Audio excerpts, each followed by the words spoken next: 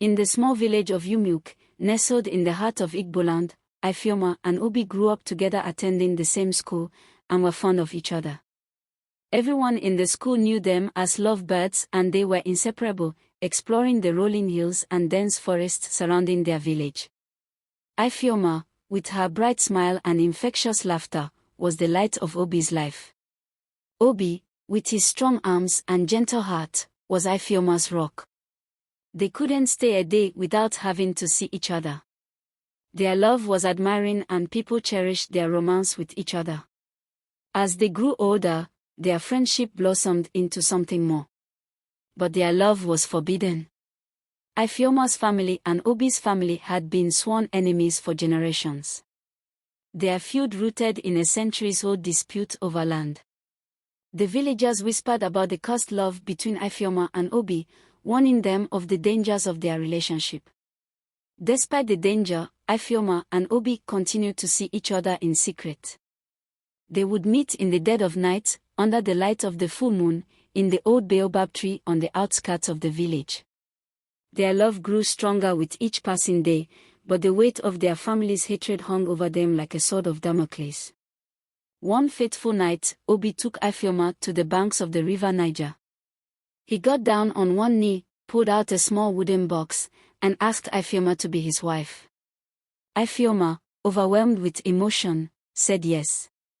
But as they hugged, they knew that their happiness would be short-lived. They started moving so much that their families were now much aware.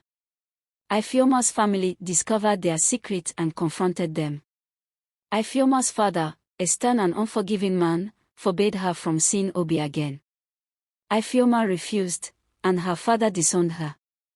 Obi's family, too, rejected him, and he was forced to flee the village. Ifeoma and Obi were separated, forced to live apart. Ifeoma's heart was broken, and she became withdrawn and isolated. Obi, too, was devastated, and he wandered the countryside, searching for a way to be reunited with Ifeoma. But fate had other plans. A brutal civil war broke out in Nigeria, and Obi was forced to join the fighting. The fight was so intense that so many young men lost their lives. Many were hurt, having severe bullet wounds. The end of the war, those who were alive and had serious wounds were taken to a refugee camp, and some were taken to some hospitals far away from their land.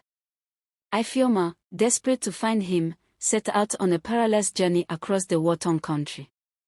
Ifeoma's search for Obi was a desperate and all-consuming one. She scoured the countryside, visiting every refugee camp and hospital, asking every person she met if they had seen him. She showed them his picture, described his scars, and begged them to tell her anything they knew.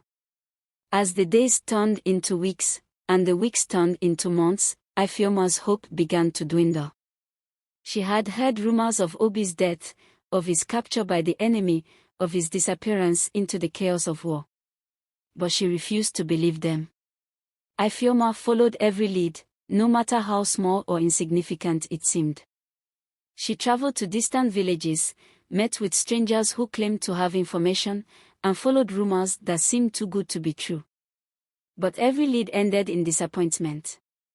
Every stranger turned out to be a liar, every rumor a false one.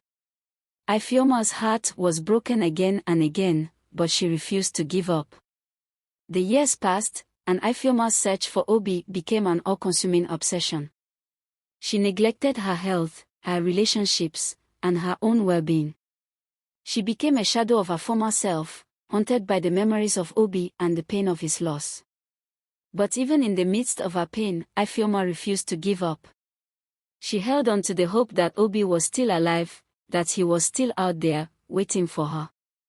And then, one day, Ifeoma received a glimmer of hope.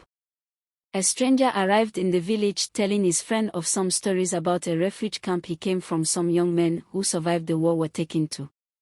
While saying this, the news got to Ifeoma's ears about the whereabouts of some young men who were still alive. Ifeoma asked of the direction. She was interested in checking if Obi was among them. She wanted to give her search another try. As the man who spoke about young men in a refugee camp spoke, he said she could check because as at the time he was there. Some young men were undergoing treatments.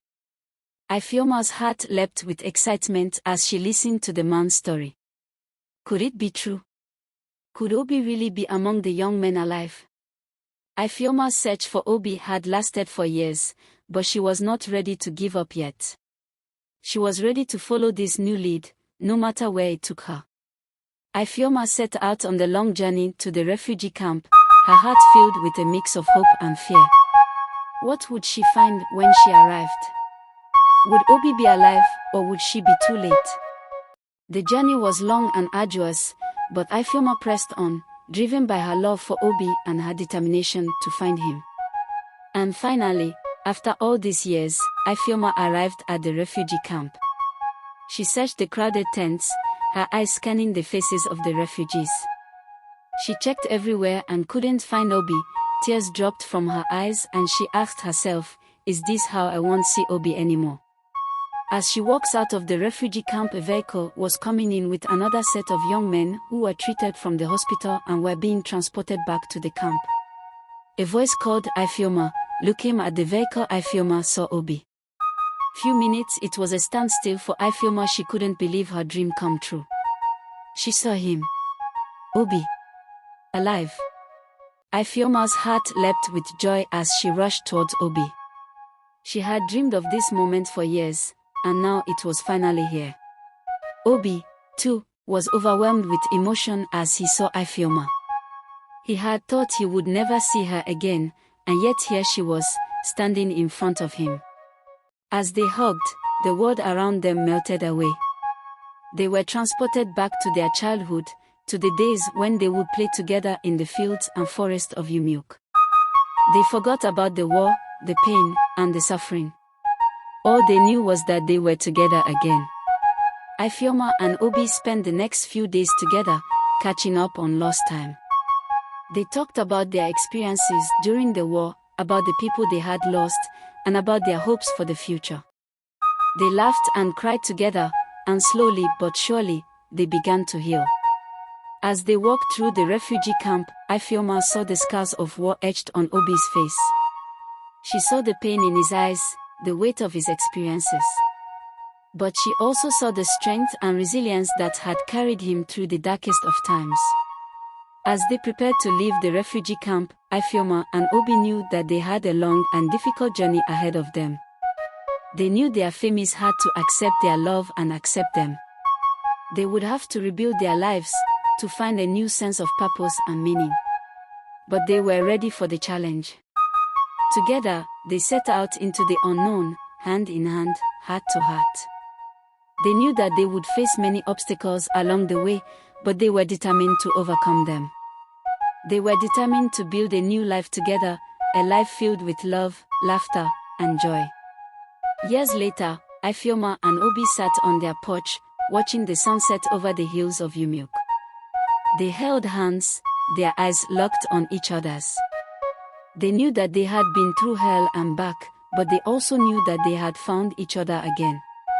And as they sat there, surrounded by the beauty and wonder of the world, they knew that they would always be together. They knew that their love would conquer all, even the horrors of war.